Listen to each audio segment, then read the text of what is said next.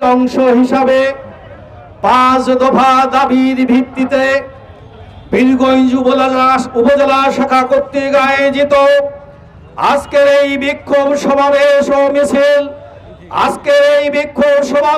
মিছিলে উপস্থিত সংগ্রামী সভাপতি বীরগঞ্জ উপজেলার সংগ্রামী ভারপ্রাপ্ত আমির নেতৃবৃন্দ, এইখানে উপস্থিত আছেন ঠাকুরগাঁও জেলা 3 আসনের জামাত মনোনীত সংসদ প্রার্থী জননেতা জনাব মাস্টার মিজানুর রহমান সহ অন্যান্য নেতৃবৃন্দ।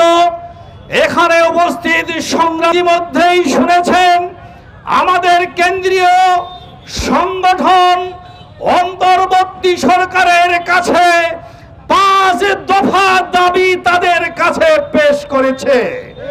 আগামী 26 সালের জাতীয় সংসদ নির্বাচন জামাত ইসলামী যে 5 দফা দাবি অন্তর্বর্তীকালীন সরকারের কাছে আবেদন করেছে, আমরা আশা করি এই 5 দফার ভিত্তিতেই আগামী 26 সালের জাতীয় সংসদ নির্বাচন হতে হবে।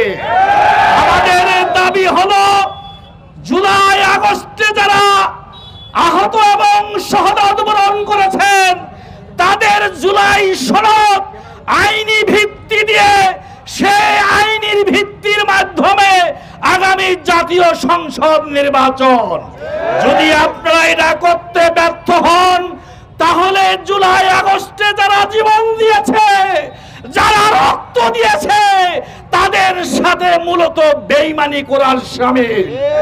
আমরা বলতে চাই আমাদের আরেকটি দাবি হলো পিয়ার পদ্ধতিতে আগামী জাতীয় সংসদ নির্বাচন দিতে হবে।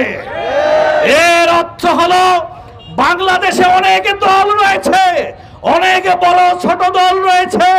আগামী নির্বাচনে যদি পিয়ার পদ্ধতিতে নির্বাচন হয়, তাহলে ওই ছোট দলগুলো তাদের নেতৃত্ব জাতীয় সংসদে দেওয়ার তারা সুযোগ পাবে।